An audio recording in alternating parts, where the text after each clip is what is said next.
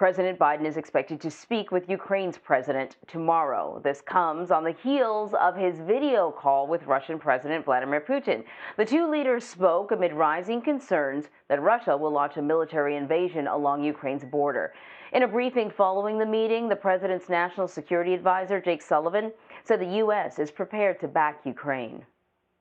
President Biden was direct and straightforward with President Putin, as he always is. He reiterated America's support for Ukraine's sovereignty and territorial integrity. He told President Putin directly that if Russia further invades Ukraine, the United States and our European allies would respond with strong economic measures. We would provide additional defensive materiel to the Ukrainians above and beyond that which we are already providing. And we would fortify our NATO allies on the eastern flank with additional capabilities. So for more on this, let's bring in Ed O'Keefe. He is at the White House. Let's talk about how this meeting went. Ed, you know, I get up pretty early, as you know, so I was listening to BBC News earlier this morning, and they were talking about the way this meeting is being covered in Russia. And one of the things that they were pointing out in Russian media is that the president, President Biden, had his advisors with him while Vladimir Putin was in the room on his own, able to sort of take on the American president without any assistance. How did yesterday's call between President Biden and Vladimir Putin go, and what were some of the notable topics discussed? We should start this by pointing out, Anne-Marie, that both the White House and the Kremlin have certainly spun this in their own directions. And so really whatever happened may never be entirely known. And the Russians are probably basing that on Russian state media's television images at the beginning of the meeting where, yes, Putin was seen at his home in Sochi, that former Olympic venue, seated alone at a table facing the television screen, while the White House released photos from the Situation Room with the president alongside his national security advisor, Secretary of State, a translator, and another official that's familiar with Russian policy. So that may be part of what they're talking about there. There it is right there. 2-hour meeting, like 2 hours and 1 minute. It was very precise. As Jake Sullivan told reporters afterward, direct and straightforward the two leaders were with each other.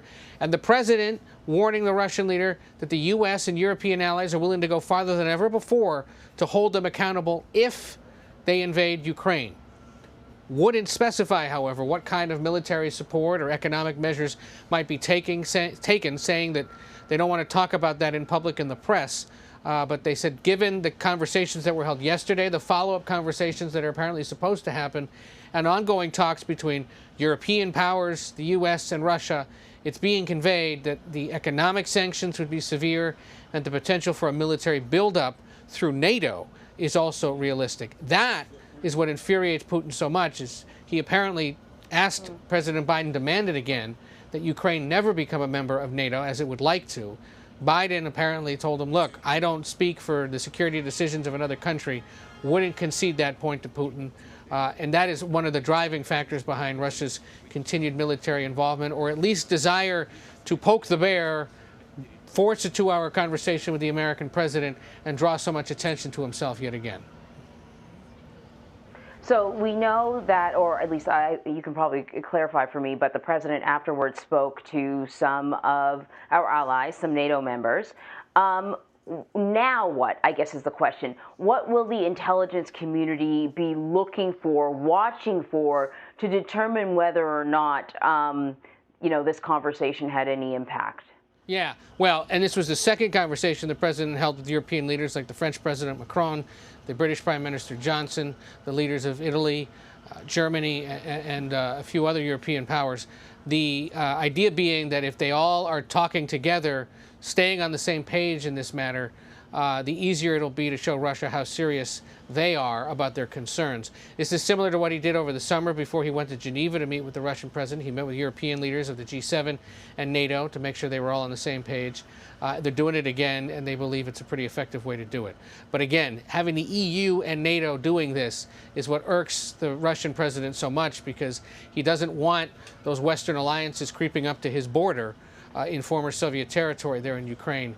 And so we'll continue to watch. Experts we've talked to say, look, watch in the coming days for a potential Russian retreat, or at least a cessation of the buildup there on the Ukrainian-Russian border, and watch also potentially for changes in the rhetoric coming out of Russia.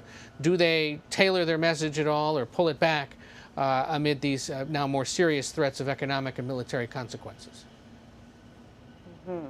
And so now we know that the White House, as President Biden, will be speaking to Ukraine's president tomorrow. I found it interesting that he has this conversation with Vladimir Putin, and then he goes on to speak to the leaders of other European countries. And it's not till tomorrow that the leader of the country that is the subject of much of the talks is going to get a chance to speak to President Biden. I'm curious about why it's taking him so long to speak to the president of Ukraine, and what the nature of their relationship is.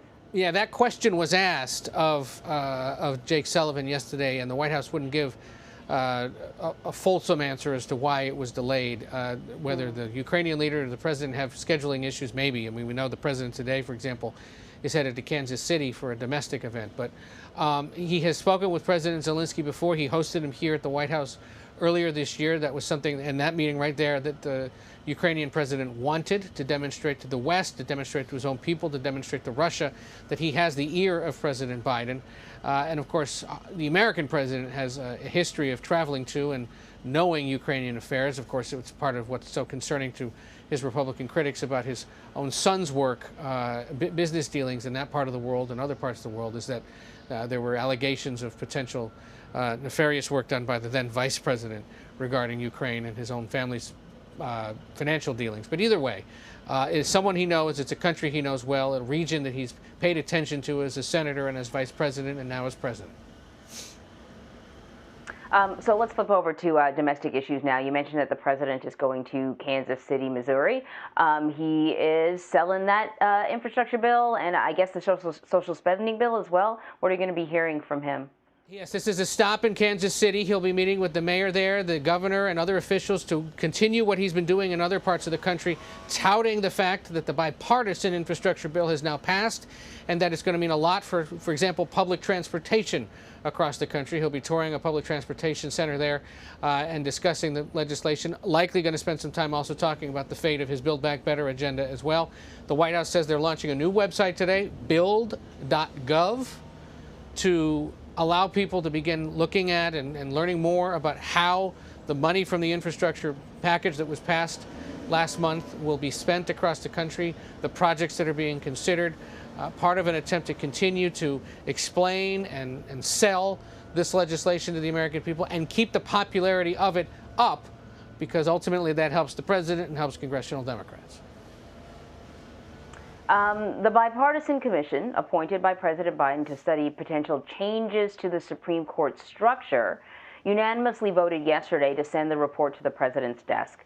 What do we know about this report? Is this something that the president is considering seriously? Because I just wonder about putting resources towards this sort of research if you're not serious about potentially moving forward with the process, because all you're doing really is sort of giving, let's say, partisan media a lot to talk about.